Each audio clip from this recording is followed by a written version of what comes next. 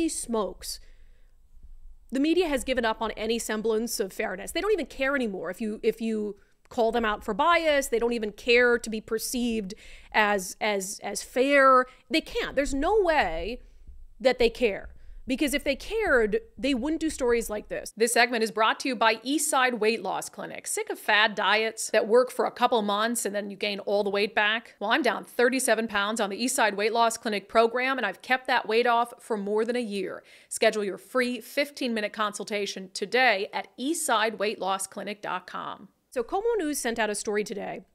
This is the language that accompanied it on X. This just makes me sick.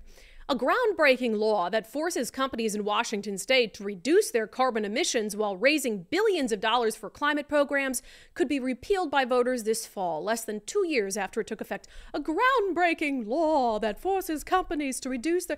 It's like, I retweeted that. I said, did Jay Inslee write this? Did Jay Inslee... I mean, think about that. The media shouldn't call it groundbreaking, and it's not really groundbreaking. California already had something in place. It's not the first time this has ever been conceptualized. Groundbreaking new law. But if possible, the actual content of the article was even worse. Sometimes the headlines or the tweets that get sent out, they seem a little more biased than the actual article is. No, this is the other way around. So in all fairness, this is actually an article from the Associated Press. So it's auto-populated on sites like Como News. But as a news agency, you have every right in the world to take it down. You don't have to, if you think an AP article that's been populated on your site because the wire service is unfair, you can decide that you don't want to have it up or you don't want to have it prominently featured or whatever it is. But this one, so there's a couple things about it.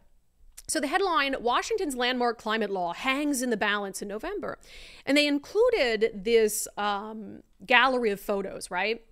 It's 7 photos of like all these doom and gloom images of pollution going into the air. Okay, so that's a choice, right? And what I thought was interesting when I clicked through the gallery, none of the photos that they showed of like smokestacks and all the birds are dying and it looks like the air's on fire. And you know where those photos are? Well, this is about Washington's landmark climate law, right? So all the photos were taken in Washington, right? Right? No, Kansas, Wyoming, Utah, Texas, oh, even Poland. One of them is out of Poland. So they're including a gallery of all these doom and gloom, stuff into the air, and this is horrible, and this is about Washington's climate law. Meanwhile, none of those images, not a single one of them, was in Washington state. In fact, one of them was from Poland. And couldn't you, again, if you're really an unbiased source of news and information and you're including this photo gallery that seeks to tell this story about this law and the efforts to repeal, couldn't you just as easily include a picture of someone at the gas pump paying, $5 a gallon? Because that's part of the story, right? Couldn't you just as easily do that? But no, they made a choice to have, actually it was 7, 8, 9, 10 images, all showing pollution, none of them in Washington state. So that's a choice. But the way they frame the kind of two sides of this debate within the story is also very telling. And what I want to do this segment is kind of train you, if you don't know where you do this already, to look for these word choices that really are designed, whether they do it intentionally or not, to lead people to feeling a certain way, to influencing your emotions around a certain issue. So it says a groundbreaking law that forces companies in Washington state to reduce their carbon emissions while raising billions of dollars for climate programs could be repealed by voters this fall, less than 2 years after it took effect. The Climate Commitment Act, one of the most progressive climate policies ever passed by a state legislature, is under fire from conservatives, who say it has ramped up energy and gas costs in Washington, which currently has the 3rd highest gas prices in the nation. The law aims to slash emissions to almost half of 1990 levels by the year 2030. So what stands out to you in those paragraphs to you? To me, that word of under fire from conservatives, that really stands out to me because we already know that actually more Democrats and independents signed on to the initiative to repeal the Climate Commitment Act than conservatives.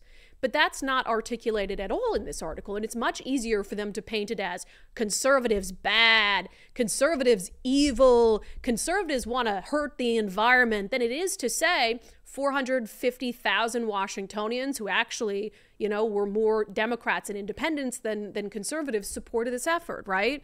Because they're trying to paint a picture, and it's much easier to vilify using conservatives. And also when they say the law aims to slash emissions to almost half of 1990 levels by the year 2030, there was nothing in this article that pointed out that there's nothing that they have in place to track whether they're actually doing that, and it's not possible. It's actually mathematically, practically not even possible to do that. So there's, and we've on this show talked about the science of that. You'd have to have a third of the land mass east of the Cascades be converted to wind farms or solar energy, and even that wouldn't be enough. So you'd have to have offshore wind farms, and it would like reduce the global temperature by like 0.003% by 2050. So the goal isn't even feasible. It's just some date they came up with and measurement they came up with, like out of their you-know-what, and they just threw it out there and said, this is so great.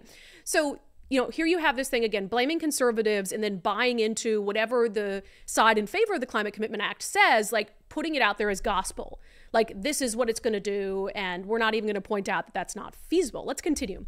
Because I just think it's fascinating how in this one article, again, it's an AP article, but I blame Como News too, because I've given Como News a lot of credit for being one of the stations I felt like was least captured by the left, but then they're just pushing this propaganda out there to their readers and their viewers. It says, again, pay attention very closely to the word choice here. A diverse coalition is behind the movement to keep carbon pricing, including most of the federally recognized tribes in Washington, some of its biggest tech giants, national environmental groups, TV personality and science advocate Bill Nye the Science Guy, and even at least one fossil fuel company. Okay? So they're like, wow, diverse coalition, all these places, it's so great. And then it says, for months, Let's Go Washington, which is primarily bankrolled by hedge fund executive Brian Haywood. It's like, and then you go back to the conservatives. Nothing in here about all the regular Washingtonians who are really hurting financially who have supported this effort.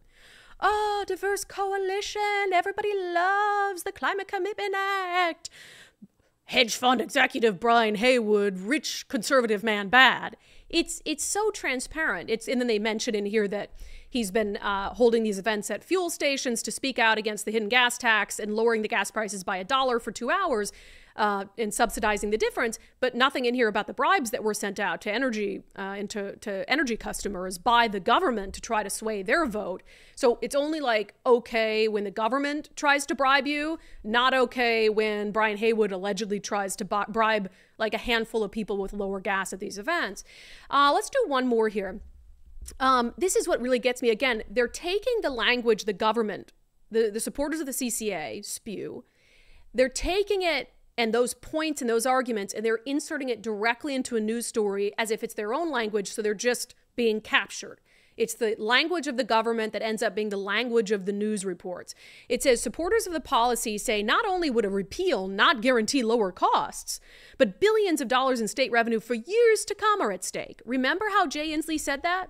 He went from lie to lie to lie. He said it'll only increase gas prices by pennies, the CCA. And then he said, oh, well, after it increased like 50 cents, he's like, well, it's a gas line, it's under maintenance. And then he blamed greed. And then he said, well, even if you do repeal it, there's no guarantee gas prices will come down, which is just absurd. And so Associated Press just adopting that sort of argument. And then it says the group behind the repeal effort, Let's Go Washington, says the carbon pricing program has increased consumer gasoline costs by between 43 and 53 cents per gallon, citing the conservative think tank Washington Policy Center. So first of all, that's just a fact, right? That's just a fact by the numbers. And yes, WPC has been tracking that because no one in the media would. Very few in the media would point out that Governor Jay Inslee's own staff went to the legislature back in like 2014, the first time they pushed this carbon pricing, and at the time told the legislature, hey, this is going to raise gas prices. That's what it's designed to do. And here's about by how much. So they even predicted it. And then fast forward when they finally got it passed and said, oh, we never said that. And now you have the Associated Press saying, well, the conservatives claim it's increased gas prices. No, it it did increase gas prices because it's just a mathematical equation, right? If the carbon auction, the carbon credits get sold for X amount, that will lead to X amount of increased costs, which of course they're not going to absorb because no private business would, so they're passing it on to customers. But they have to, and it's by design. They have to say, but that's only according to a conservative think tank. And we all know conservatives are evil and you can't trust conservatives. But again, you went back to that first line where they say supporters of the policy say not only would it repeal not guarantee lower costs, but billions of dollars in state revenue for years to come are at stake. And they never felt like they had to qualify with like progressive supporters of the policy say, or supporters of the policy say a repeal won't guarantee the lower cost at the gas pump. But they could say, but that's coming from Jay Inslee, who is the one who put the CCA in effect, so he has, a lot of motivation to claim that. No, they don't qualify that one. They qualify the statistic that you can actually prove on paper, and they qualify it by saying, oh, it's from conservatives. It's really wild stuff. It's downright depressing.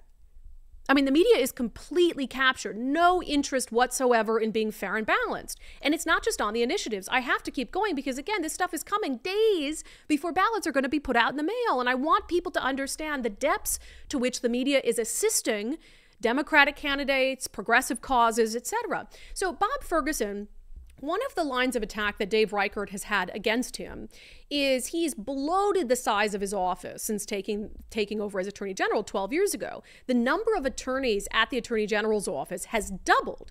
And Dave Reichert has talked about that a lot because like Bob Ferguson's like, oh, we're going to spend more money hiring more police officers.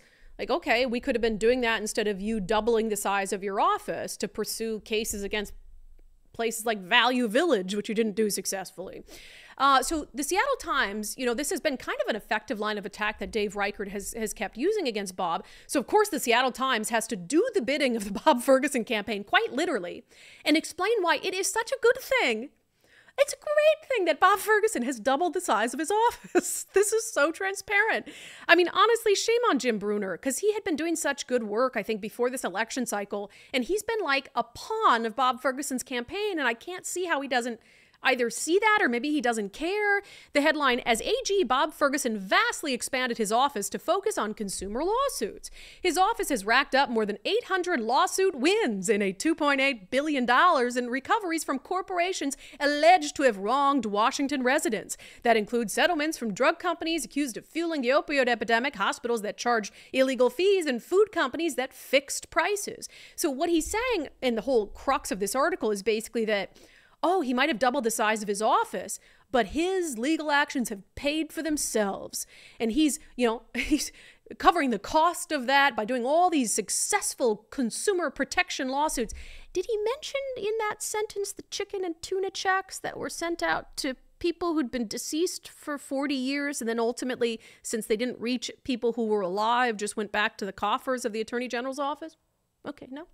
Let's see. It says, that has created a loop of growth, allowing Ferguson to more than quadruple the number of attorneys in his consumer and antitrust divisions, while also creating new units taking on civil rights and environmental cases. The budget surge has also helped pay for 99 lawsuits filed by his office against the presidential administration of Donald Trump. In what way does that not read like a campaign press release from Bob Ferguson himself? It reads as exactly that. And what I find fascinating is they've got this one talking point from Dave Reichert that they decide to do this lengthy story on, sort of defending this growth in the Attorney General's office. Yet they haven't done any real lengthy stories on the many, many just blatantly false claims that Bob Ferguson has made against Dave Reichert. I haven't seen it. If I'm missing it, I apologize. I haven't seen like a lengthy story in the Seattle Times diving into why Bob Ferguson's attacks against Dave Reichert on abortion are borderline lies, gaslighting for sure. I haven't seen some sort of lengthy article from the Seattle Times diving into all of the instances of Bob Ferguson failing to take a position on critical public safety issues, despite the fact he says public safety is now his top priority. So it's like Bob gets to get away with all these things. He gets to push out all these hits on Dave Reichert, and they just go to voters and the media never intercepts them and corrects them or exposes them. And it's like Dave Reichert has one that seems to be working all right, and the Seattle Times writes a press release for Bob Ferguson on it. if they were doing, let me be clear, if they were doing both, I wouldn't care. Like, I would rather the media err on the side of scrutinizing something a political candidate says than not scrutinizing something, right? So, if they want to break down all the numbers for Bob Ferguson's AG, like, hey, Dave Reichert is saying this, but in truth, he's been able to do all these successful lawsuits that have sort of paid for that growth. Here's where that money has gone. I don't care about the article itself per se. But when it's not met with the same scrutiny on the other side, when Bob Ferguson says something that's just like half truth, false, very clear gaslighting, that's when I have a problem with it. And that's what I want to make very clear. And then there was, this one's the worst of all. This one's the worst of all. I realize I'm like 33 minutes into the show and haven't even got to a commercial yet. I apologize, but this stuff pisses me off to no end. And I'm so glad I left my job in TV news before I got sucked down this rabbit hole of shame. So you've probably seen this ad on TV, and if you're like me, you just rolled your eyes through it. Bob Ferguson claims he's crowned himself the public safety candidate. For the record, no one else gave him that title. He gave that title to himself. He just manufactured it out of thin air. And he found like maybe the only 2 law enforcement leaders in the entire state of Washington who support his campaign, and he put them on TV. I spent my career in law enforcement, the last years as police chief. When it comes to keeping Washington safe, I trust Bob Ferguson. Bob's top priority is public safety. His plan to hire more police officers is exactly what we need. He'll create a statewide response unit to tackle the fentanyl crisis. And he'll put the $1 billion he won from drug companies into treatment. To help us protect Washington, I trust Bob Ferguson. Bob Ferguson for governor. Yeah. So if you're like me, you saw that and you're like, oh my God, that's so transparent. Like, he found a couple people who, for whatever reason, in Whatcom County, why did you elect a sheriff who supports Bob Ferguson? That's crazy to me. The other guy's retired. Like, I don't know the motivations. And look, they have every right to support whoever they want. Maybe they have a good reason. Maybe they have a personal relationship with them. Maybe he's promised them consideration to be the next head of the state patrol. I don't know. I'd be looking for that, though, whether any of them wind up in Bob Ferguson's administration in some way, because that's the only way this makes sense to me. But again, like, that's okay. And Bob Ferguson is, of course, going to do what Bob Ferguson does. And he's going to lie and gaslight and convince people he's a public safety candidate. And he found, in that case, 3 willing participants. The firefighter guy doesn't surprise me because the firefighter unions have sort of supported Bob. I guess that's a union sort of thing. But the other 2, that's tough for me to wrap my mind around. But I can look at that, and the media should look at that and say, okay, well, the vast majority of current sheriffs and police chiefs support Dave Reichert. Like, it's not even close. It's not even in any realm close. There are far more endorsements from sheriffs and police chiefs for Dave Reichert than for Bob Ferguson. So if you're in the media, you wouldn't make too much of that, right? Like, oh, Bob's propping up a couple people who support him, trying to prove he's the public safety candidate, but Dave has way more endorsements, so we're not going to touch it. But if you're the Tri-City Herald, you have to take this like one retired police chief who supports Bob Ferguson, and you have to act like he is the bravest, most woke police chief there ever was. So they wrote genuinely a full freaking article about that ad and about how like great this police chief is essentially for going against the grain and supporting Bob Ferguson. From the Tri-City Herald, not even an opinion piece, by the way. This is a news, quote unquote, piece. Why a respected, I can't even say it without laughing. This is a headline, a news headline. Why a respected conservative retired police chief endorsed a Democrat for Washington governor. And it has this whole description about it. And just again, like, this is insane. It says, which candidate for governor has the better plan for public safety? If you ask a former longtime police chief from the Tri-Cities, the answer might surprise you. A new TV advertisement out this past week from Democrat Bob Ferguson's campaign prominently features Ken Hohenberg, the retired Kennewick police chief who served the Tri-Cities for 44 years. He left his position in 2022 as, quote, one of the most respected police chiefs in the state, and is now throwing his support behind the current attorney general. It's a rare endorsement for the 67-year-old who in 2022 endorsed Republican Dan Newhouse for U.S. Senate. Speaking to the Tri-City Herald, Hohenberg said he made the decision to endorse Ferguson based on their decade-long professional relationship. Quote, even though I'm a conservative, I've always been independent in voting for who I think is the best person. Ferguson was very, very helpful during my tenure as police chief. Can you freaking believe this article? So giving all this air to a political ad that's clearly gaslighting voters into believing he has some sort of outsized or even significant portion of support from the law enforcement community, which he doesn't at all. And the article does get into, like, Dave Reichert has all these endorsements as well, and here's Dave Reichert's plan.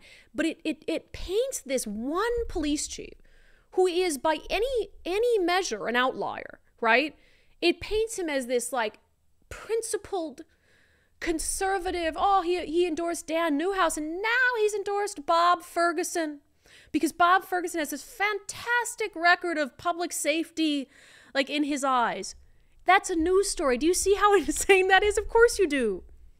And I thought, well, gosh, not surprising coming from the Tri-City Herald, which, of course, just came out a few days ago with its endorsement in the governor's race. Oh, would you look at that? Tri-City Herald has endorsed Bob Ferguson for governor, saying he has the leadership experience and the ties to work for all. And they turn around and do this quote-unquote news story on, like, the one police chief Bob could find to publicly endorse his freaking campaign. The media is completely captured. I am, in hindsight, I might be the biggest genius in the world, humble genius in the world, having left mainstream news when I did, because it was bad when I left. It wasn't even close to this bad. They're not even pretending to be fair and balanced anymore. So my advice to you in the closing 23 days of this election is to turn your freaking TV off and to stop reading captured media that has shown it has no interest in covering these campaigns in an unbiased fashion. Truly insane stuff.